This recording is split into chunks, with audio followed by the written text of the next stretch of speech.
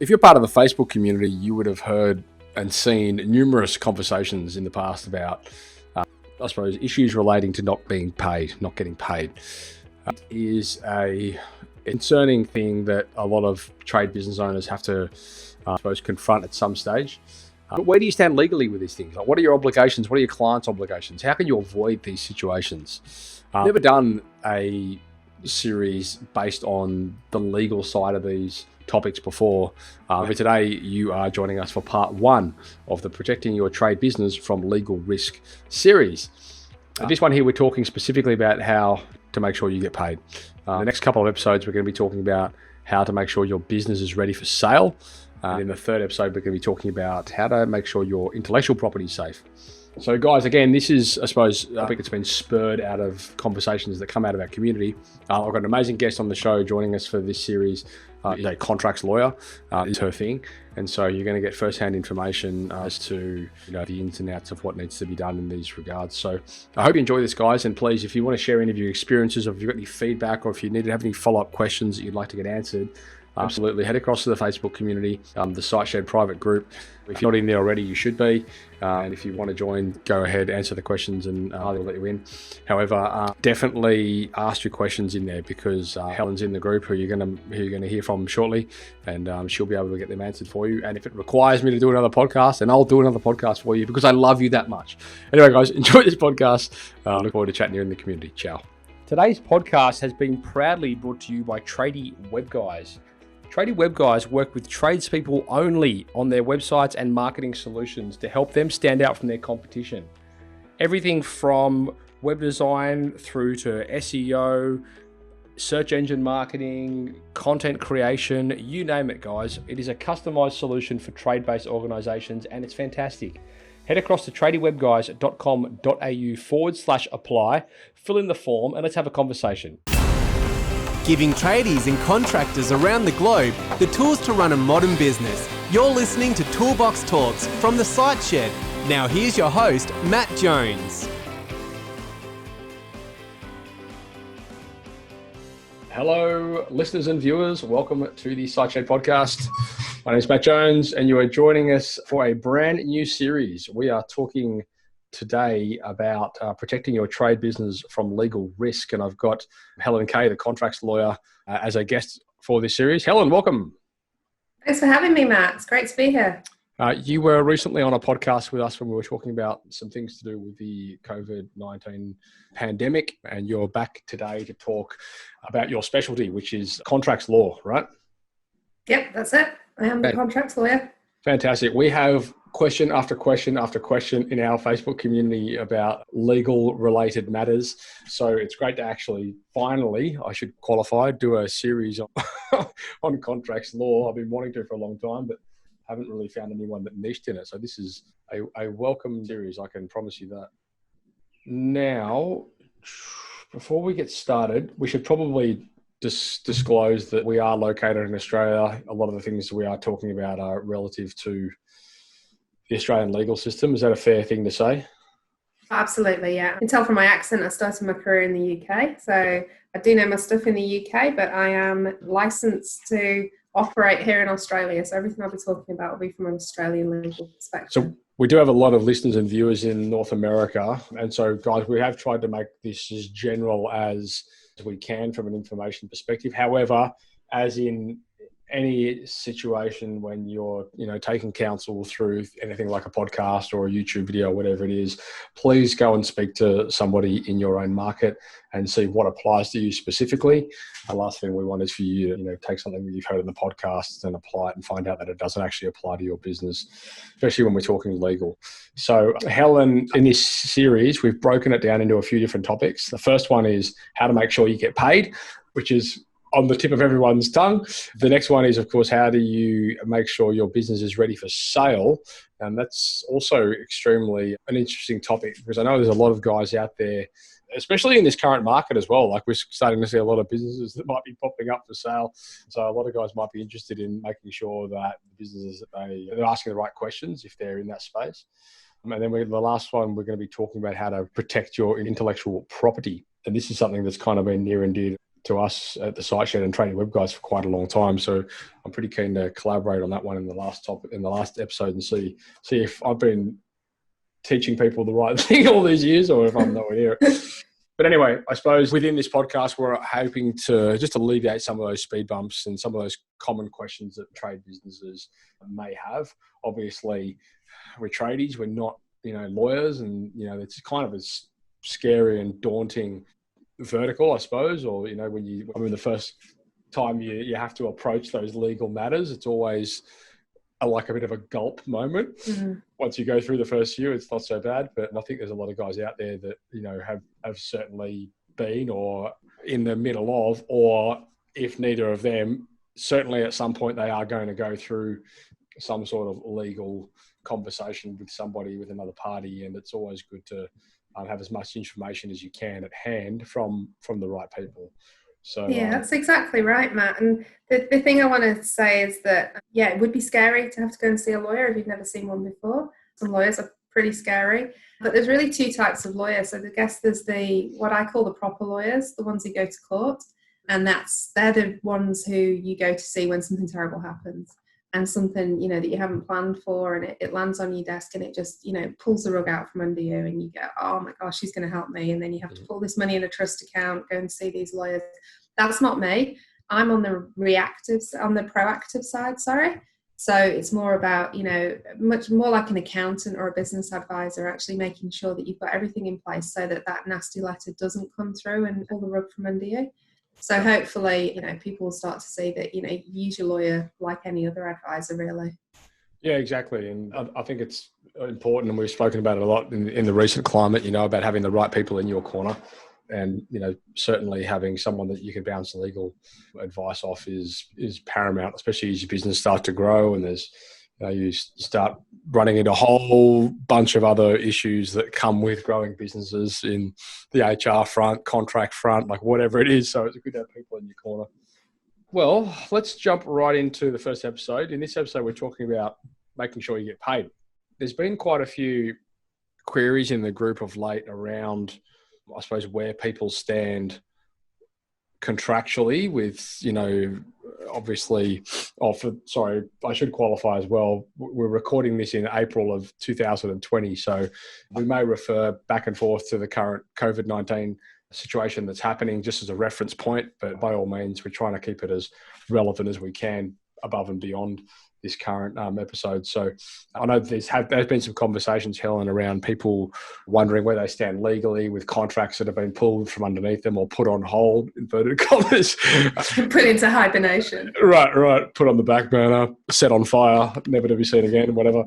So this is definitely a topic that people are interested in, how they're going to get paid. And I think even, above and beyond, the current situation, this has always been a very popular topic of conversation, especially for guys that do sort of contract-based work. I mean, I feel like it's a lot easier for guys that do project-based jobs, like your plumbers and sparkies that do 5-6 jobs a day. They've got apps on their phone, which they can basically get people to sign off on the spot, make a payment, deposits, all that kind of stuff.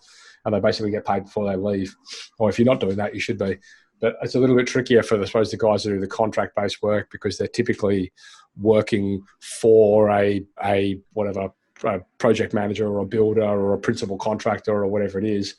And very often they have to sort of abide by their payment terms, which can be, to be honest, quite crippling in a lot of instances. So, yeah, I'd love to, I suppose, hear your expertise on this topic, as I'm sure a lot of the listeners and viewers would like also, because a lot of them at some point or another have had an issue here, definitely. Yeah, exactly. Well, I guess this, just to say, we are in the middle of a very, very beginning, I guess, of COVID-19 at the moment. It's coming, it's really hit us like a ton of bricks. And as a lawyer who traditionally helps people buy and sell businesses, lease premises, and then take successful businesses and franchise them, suddenly I've had to completely rethink the model of advice that I give.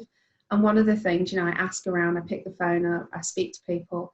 And one of the main things people are saying is for the contracts that they've got on foot at the moment, how do they make sure they get paid? Which is why I focus a lot of time and effort into producing blog articles and sharing, the clauses that you need in your terms and conditions, which is, it's great that we can actually talk about this now. No, absolutely. And you are probably the most proactive lawyer I've ever seen on the space of content creation. It's amazing all the stuff you put out there. So if you guys are interested in learning more about this, thecontractslawyer.com.au is Helen's website. And she's got some really great articles and stuff on there. That's great. Thanks, Matt. Maybe one day you'll even see these podcasts on there. Who knows? So, that's actually an interesting perspective, Helen, the fact that you've kind of had to, I won't say reinvent, but certainly apply some focus to these different areas in lieu of the current climate. How has that changed? And respectful, I suppose, of the fact that would it be fair to say that most of the people you work with, those contract-based organisations? So most of the people that I work with on a day-to-day basis would be people like business brokers. So Obviously, business sales are on hold, they're hibernating. People will buy businesses, but they're not buying them at the moment. Business advisors who were taking businesses through a growth stage, and that growth stage would have involved me, with a number of contracts, maybe mergers and acquisitions, leases, that type of thing. But a lot of contracts as well for the trades who are going on to particularly government sites and for construction jobs. And even some of those are on hold now because we can't get cross border. Right. So this is a problem for a Queensland-based company who had contracts in Queensland, in New South Wales, for example, because we're having difficulty getting cross-border now without special compensation. Yeah. Yeah, because I was speaking to a mutual colleague of ours, Ed Plant. He was saying that they can still cross the border for work. They just they have a permit they've got to produce or something or other. Yeah, we have to, and it's for essential work, and so certain projects are not deemed as essential, and also some employers are thinking that their staff's health and safety comes before the money from this current job. So it's just about conversations in house. But yeah, all the work that I was doing has pretty much gone on hold. So now we need to focus on the industries that are thriving, and what they can do to make sure that they continue to thrive and grow through this process. Yeah. And to be fair, that as you say, we're sort of in the early stages of this whole coronavirus situation here, but our experience is that very few of our clients have slowed down. We've had a couple that are contract based, and they have, but for the better part, most of our guys have got exceedingly busier, which is interesting. So yeah, we've had that whole conversation on numerous times around, until it's like, this might be, the reality that the media is talking about, but it's certainly not our reality and your reality. And you don't have to listen to what they're saying, because just wait for it to become your reality before it becomes relevant, in that space. So in terms of, we may as well dive into this whole conversation around making sure you get paid, because I like to think that conversation, you touched on it a second ago, whether you meant to or not, communicating. I tend to think that so many of these problems that we come across in terms of, payment schedules and all that kind of stuff are things that can be avoided through conversation. And I know that we've been down that path ourselves, although I'm no longer a tradie, but with the digital agency, we make sure that we just communicate out up front, how the payment process works. And we've never really had an issue since we started doing that. And I know that I like to think that process begins over the phone or at the initial contact, It does for us, because we like to sort of get that conversation out of the way early in the piece, so that we're not wasting anyone's time talking about stuff that is just going to get rejected at the 11th hour based off a conversation on payment. What's your take?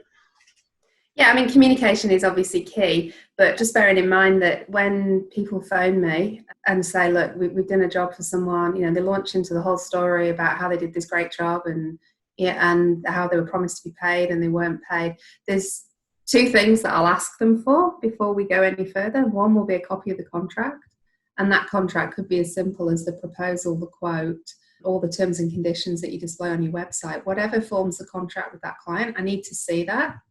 I also need to see the invoices as well. So in that case, we are really making sure that there is a contract with the client, and that's what I want to talk about today, is the contracts with those clients. So this is very relevant to people who do jobs on, for businesses and for consumers. So for you mums and dads. So basically, for anyone who provides services and doesn't get paid for work up front. So that's everyone, basically. Right. That's interesting, isn't it? Because I know there's a lot of guys out there that may be a little bit laissez-faire when it comes to actually creating their contracts and even terms and conditions. Like when we build websites for guys, we put terms and condition templates on, websites for them. We say, go and customize these. Most of them don't, but most of them should be, because payment terms is certainly, one of those things that needs to be clearly detailed. Absolutely. Like I say, it's one of the first things that I'll ask for. And I think I shared this when I was on the podcast with you the other day, that we're getting our kitchen renovated. We're not going to pull the plug on it. We're still going to go ahead. We said we were going to do it, so we'll do it. And the guy came around to finalise everything with us. And I said to him, we gave him a deposit and everything. And I said, have you got your terms and conditions? He said, I don't have any. I don't need them. And I said, well, why don't you need them? He said, I've been doing this for 30 years. I've never had a problem. I said, well, now that's very lucky. I said, now more than ever, you're going to need some terms and conditions to make sure you get paid. I said, what happens if you fit my kitchen and I don't pay you? And he just sort of looked at me and it dawned on him. It dropped, the penny dropped, and he said, oh, okay, well, I guess I'll be asking you for some help there. So we'll see how good the kitchen is. And then if it was good and it deserved a tip, he can have some terms and conditions. Yeah, exactly. I'll do these after the kitchen's finished. Exactly. Yeah, I'll just dangle them like a carrot. You've missed a bit. So yeah, it just made me realise as well, how many people out there are doing it on a handshake. Yeah. And unfortunately, when something goes wrong, that handshake is not going to help you. And what you do need is that really simple terms and conditions. They're not hard to draft. They're not hard to source. You've got to make sure that they've got everything in that you need. And so in terms of the delivery of these things, I mean, ideally, well, I suppose legally, you need to have the client agree to the terms and conditions before they proceed or before they accept or before they make their payment or whatever, right? Yeah. So I know we're kind of in a different situation. Well, maybe not. Like our process is, well, you can't accept the proposal and make a payment until you've read and agreed to the terms and conditions. That's just how we've got our software set up. But a lot of guys out there, they may not have sort of those softwares in place. So is that ideally the journey that it needs to go on? It's like, well, yeah. So what I do, Matt, for my clients, so people who come to me and either say, look, my terms and conditions, I prepared them years ago. I cobbled them together. Some of them refer to American law, and can you redo them? In which case I'll start afresh, because you can't put a square peg through a round hole. And then other people who just come to me and say, look, we need some terms, we don't have any, and I'll prepare them for them. So what I'll do after they've been prepared and made sure that, they fit that particular client's circumstances, I'll give them to them in a Word version and a PDF version. And I'll say to them, it's really important, get these to your website guy and get them on your website. So at the bottom of your website, you should have a privacy policy, website terms of use. So that's how people visit your website, but also our terms and conditions or business terms of trade or anything. So that anybody who starts to engage with you, even if it's looking at your website and trying to see whether the quality of the work that you produce and the testimonials are good, that actually is clear who they're dealing with and on what terms they're dealing. And then the second step is when you initially do a quote or a proposal, make sure that the terms and conditions go out with that. The more times you can get them out, because then the more times they're attached to an email, they're attached to a document. Right. And then it's so much easier. Like I say, when you ring me and say, look, this dude hasn't paid me, you can just go to an email, a couple of emails and flick them to me, and I can see that client clearly was made aware of those terms and conditions before they signed the contract or before they told you to go ahead and pay the deposit, whatever the main thing is. Is it the responsibility of... I mean, obviously, it's a responsibility of the business to make sure that their terms and conditions are updated and they're current and they're constantly adding things to them. But where does that fall in relation to clients referring back to terms and conditions that were dated or they were from a previous version? Well, what you really should do, and you've hit the nail on the head there, Matt, is they need to be updated. In particular, terms and conditions always refer to a privacy policy, and privacy laws constantly updating and need to stay updated. So what you should do is have a last updated date on your terms of trade, which is why I give the Word version so that they can do that. And, if those terms and conditions change, you need to have a clause in there which says that we may amend these terms and conditions. The new terms and conditions will form the basis of our contract.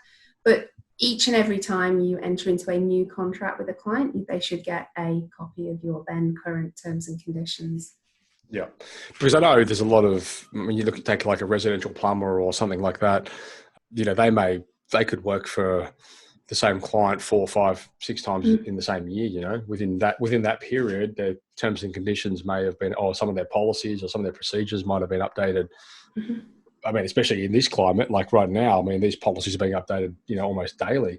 Well, they should be. Yeah, exactly right. Yeah. So I suppose I was just more curious as to, you know, from a consumer's point of view, if you're engaging somebody who's, you know, 2 years ago had terms and conditions established, and you signed a contract based on those terms and conditions, and then 2 years down the track, those terms and conditions have changed, probably to the contractor's favour.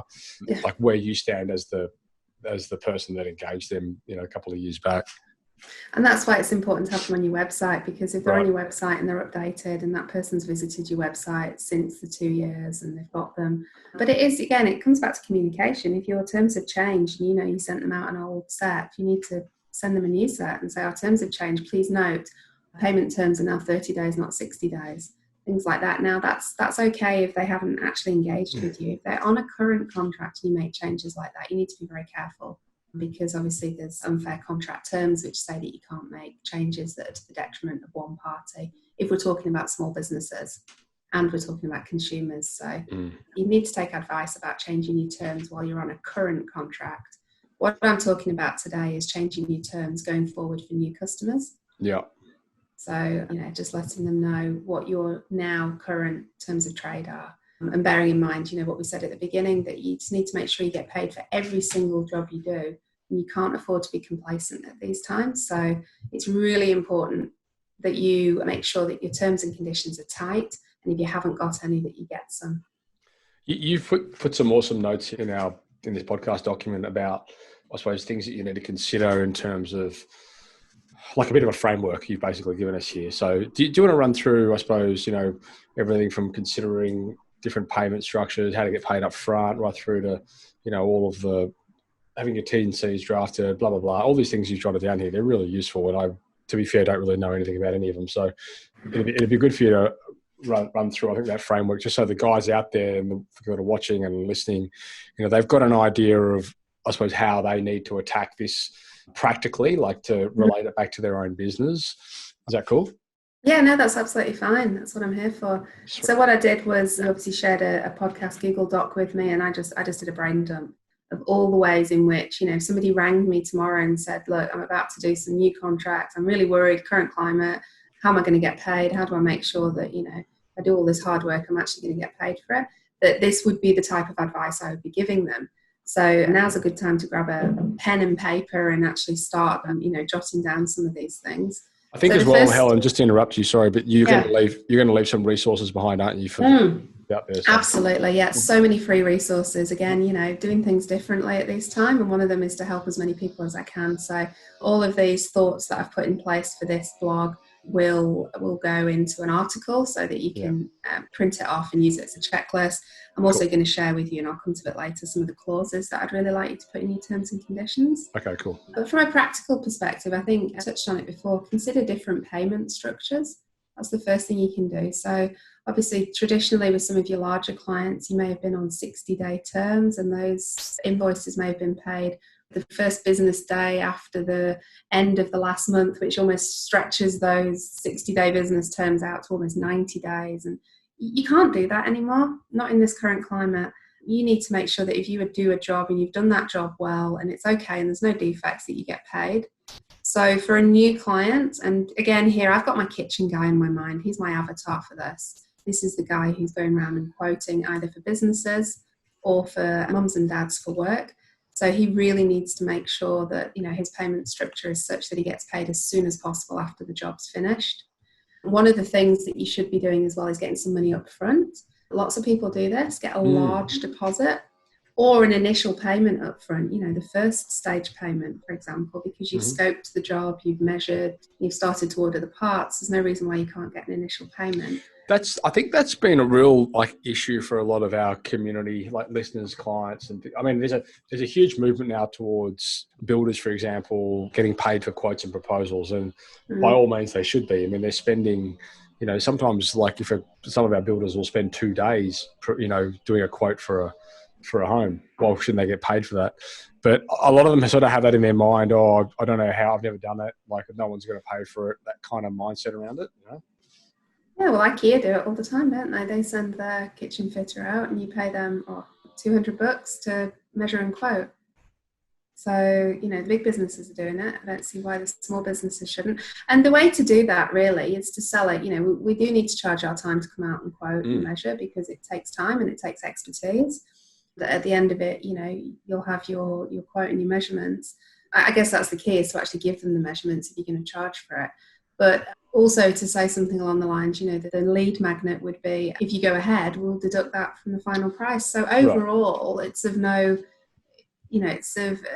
consequence to the customer, because they paid the same anyway. It's just that they don't go around getting 5 different people to spend 2 hours measuring up the same kitchen.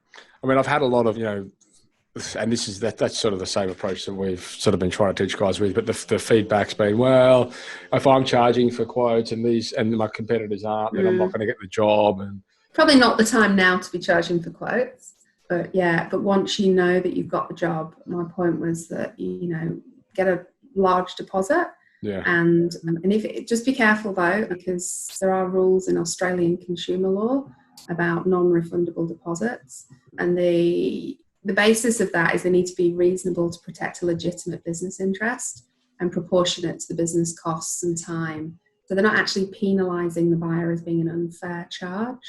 So, proportionate to the time that you're going to spend up to that stage, for the measuring, the ordering of the parts, the going out and collecting them and everything. So you certainly wouldn't. I know people have said to me, we can't charge more than 50% and things like that. There's no hard and fast rule like that. It's on a job by job basis. And there's another thing, and I'll put a link to the Australian consumer law. It's actually really easy to read. You said at the beginning, none of you are lawyers, but this is, it's pretty practical stuff. And I think it's something that if we do go on lockdown and whilst we're in hibernation, you'd probably put that on your homework list, have a quick read of the ACL and just check, you know what your obligations are at law. So if you're going to get to this later in this episode or in one of the following episodes, just pull me up right now. But I know there's a lot of guys have issues with payment terms, and here's a principal contractor telling me he's got a 90 days from the end of the month payment term kind of thing, and it's just like it's like almost like some of these principal contractors are expecting you to be a bank for them.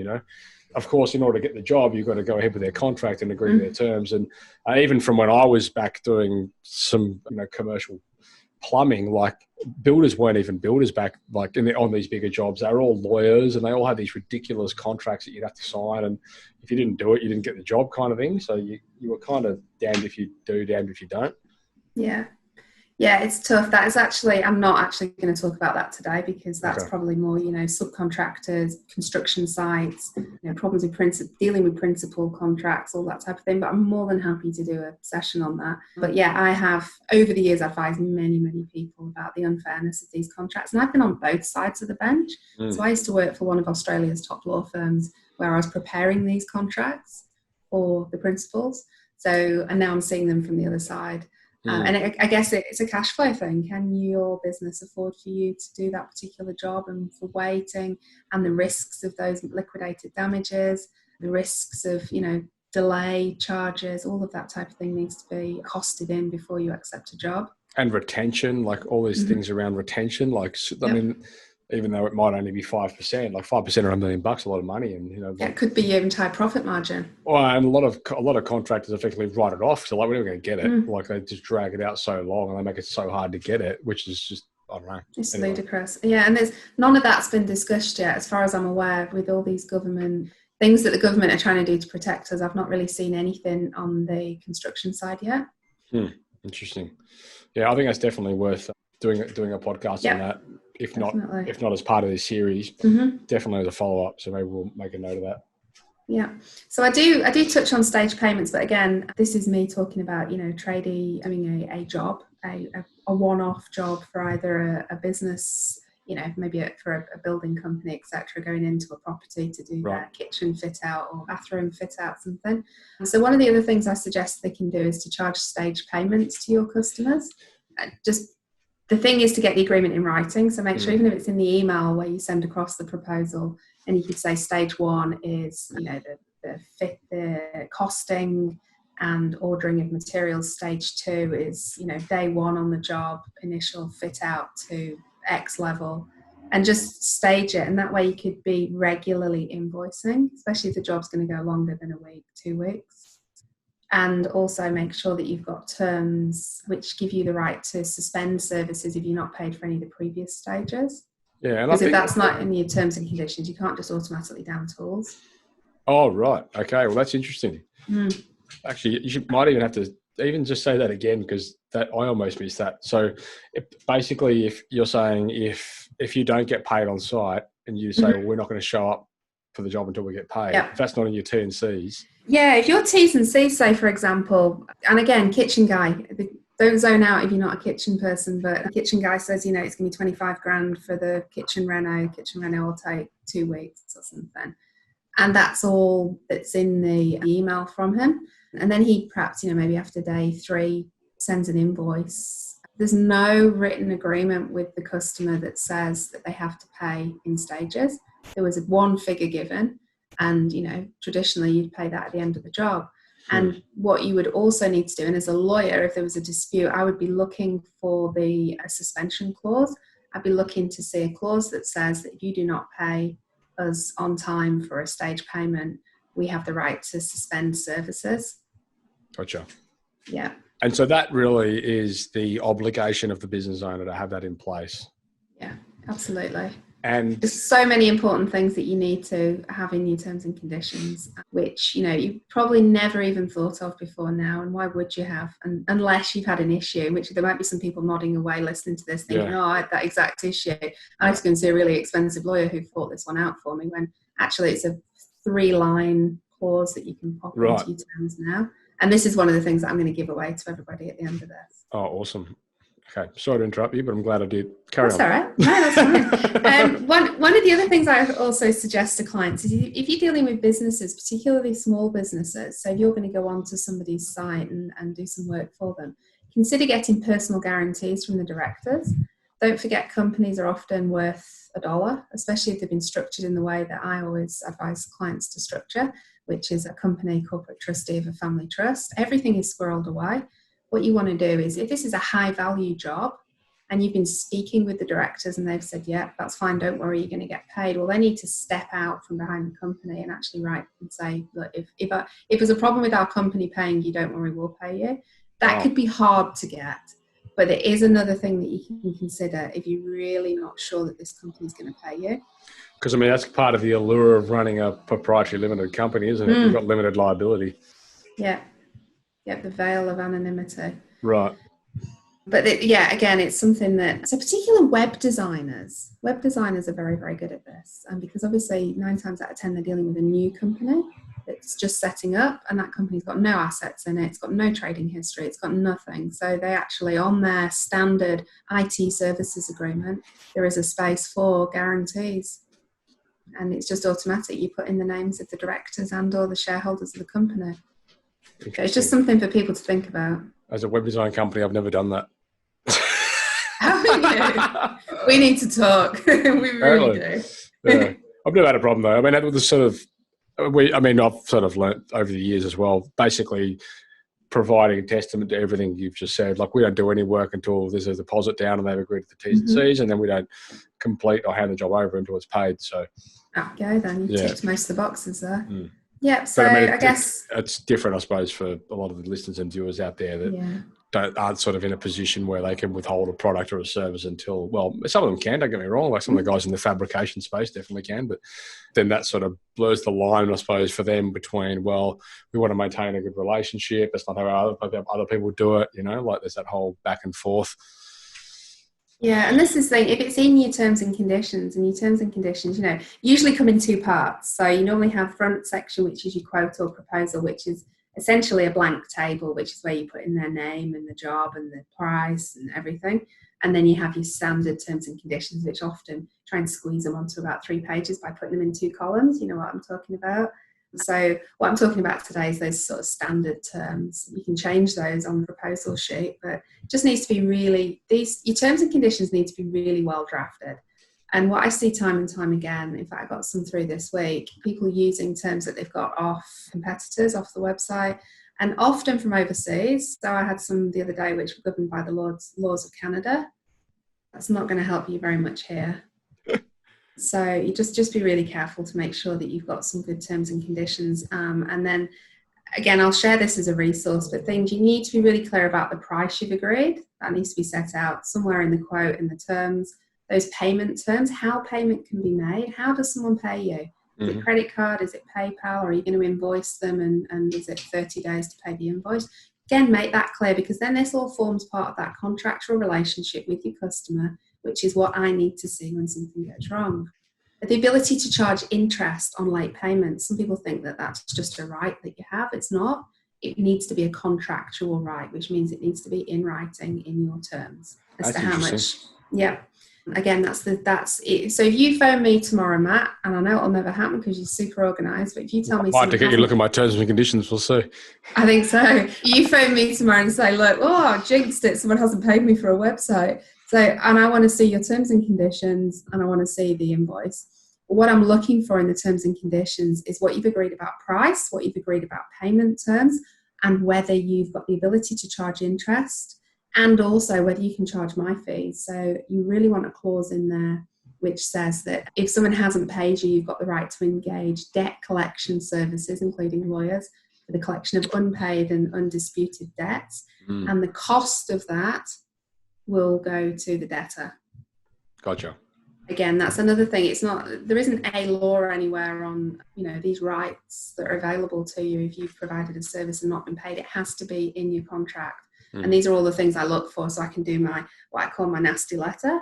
So I'll type my letter up and just, tell the person who owes you money exactly what the contract was, what the deal was, how they've breached that deal, and what the consequences are. Also, as well as that, you do need to make sure that you've got termination provisions. So much like I was talking before about suspension rights, you really want to make sure that there's a clear term in your contract which says that if an invoice is overdue, and it could be on another job. So if you do multiple jobs for the same client, make sure it's clear that, where an invoice is overdue with that customer, that you can stop work on this particular job. Right. Yeah, I guess that alone could cause issues, couldn't it? I mean, if you've got somebody sending you a lot of work and one of the projects is held up and you sort of implement something like that, then it could affect the whole relationship. Absolutely. And that underpins the whole of this, is the whole practical, am I actually going to use these rights that I've put in this contract? And it depends, like you say, if you've got this great customer who's previously sent you lots of work and you're communicating well with them and you know that they're on hard times, then that's when we're going to come to some sort of different arrangement. But this is more for your new customer. They've phoned you off the website. You've not dealt with them before, and you want to make sure that if you're going to go out and do this work, that you get paid. Yeah, fair enough. Yeah, and also one of the things, I know we're not concentrating too much on COVID-19, but in the light of what's going on at the moment, it's ever more important to include what we call a force majeure clause. And that's What is it? A what? Force majeure. Okay. It's spelled Majeure. It's French. And it means an event that occurs that's beyond your control. Ah, interesting. Yeah, so you might hear a lot over the next few weeks about force majeure clauses. I'll include one in the clauses that you can copy paste into your terms and conditions. Lovely. And that basically says that should a force majeure occur and you're unable to perform your obligations because of it, then you won't be liable for any delay. As if terms and conditions aren't hard enough to understand in the first place. Now we start putting French words in there. I know. And traditionally, law was Latin. We had to learn, when we did law school, we had to learn bits and bobs of Latin, and it's all getting a bit more modern these days, though. But for some reason, that one stayed. They've obviously decided that it describes the force better than any English words could. So okay. Yeah, so that's kind of a quick run through of what your terms and conditions need to have in them. And then more suggestions on more of a practical level, and this will be, relevant to wherever you are in the world, really.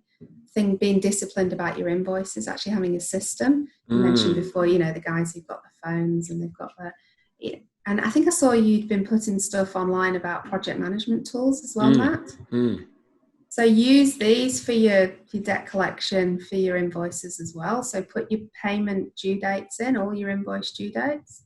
Make sure you get your invoices out on time. Make sure you diarise the payment due dates. And then have other tasks popping up to contact clients for friendly reminders as soon as those invoices are due for payment. Have some standard overdue reminders. Some systems can set these up automatically. I think it's probably better to do these yourself, because that way, you're not sending them to someone who's just got off the phone telling you that, they've lost their jobs and everything, and then this automatic thing goes out. And then if you're finding that customer is just not responding, they're not communicating with you at all, despite a number of overdue reminders, that's the point when you need to contact a lawyer to discuss your options. And that's the point where I'll be asking you to send me, what was it, Matt? Invoices, terms and conditions, payment. What did you say? I've forgotten now. Yeah, terms and conditions in the invoice. That's it. Got it. Payment receipts. So yeah, exactly. So that's when I'd want to see everything to establish what the contract was and what's been breached. Yeah, okay. Interesting. Well, I think there's a lot there for people to go and consider. Is there anything that we haven't covered off on that you'd like to throw in here before we wrap up? Yeah, just quickly. So it used to be that when you went to see your lawyer, the lawyer would explain to you that the first point, obviously after they've reviewed the contractual position, they'd do a letter of demand. Now, often that letter of demand that they do, which sets out the interest and the cumulative payment, including the legal fees, actually says that the client is mindful that they're going to issue a statutory demand. Now, a statutory demand, if you don't get a response to that letter of demand, then you go really legal 101, and you do a statutory demand. Now, if you don't get a response. Yeah, if you don't get a response to the letter of demand, the next thing, or you don't get payment of the debt due, the next thing the lawyers do is do a full statutory demand. So what are the obligations around a letter of demand? I've had this question in the group a couple of times, I think, actually. People saying, do I have to apply? What time frame? Do I have to get a lawyer to do it? No, you don't need to get a lawyer to do it. I'd always advise you do, though, of course. Yeah. But it depends what time frames they've put in that letter of demand. Oh, That's the main thing. They'll usually end it with, and if we do not receive payment by close of business on X date, we will do the following. And that will be issue a statutory demand. And once that's gone in, you're in the court system. So you've been logged in as, owing money to somebody. And if you don't pay that within 21 days, they can file for the winding up of your company. Now, the reason I'm mentioning that is because of what's going on in the moment. The Australian government have put a temporary relief in for financially distressed businesses, and they've actually increased the threshold at which creditors can issue a statutory demand. It used to be that if you're owed $2,000 or more, you could do this. Now they've increased it to $20,000. Right. So your debt has to be a lot bigger. And also, they've increased that timeline. You asked me about time limits before. If you're issued with a statutory demand, it used to be 21 days, and then they could go for winding up. It's now 6 months. And again, you've got this 6-month hibernation on paying debts. So in order to avoid these situations, if somebody sends you a letter of demand for whatever, your obligation is primarily to respond. Is that right? In some way? Oh, it would respond in some way, absolutely. But like I say, I would take legal advice. No, of course. Just but flick it to a lawyer. And you should have, a lot of good businesses should have a lawyer that they can. Oh, yeah. Really easy to pick the phone up to. I wouldn't charge for that. If somebody flicked it to me and I said, right, this is what you need to do. It's only when you provide legal advice that you should start charging. No, of course. I'm just curious because I know that I distinctly remember that conversation about a letter of demand, and they were like, what am I obligated to do? And I was like, I have no idea.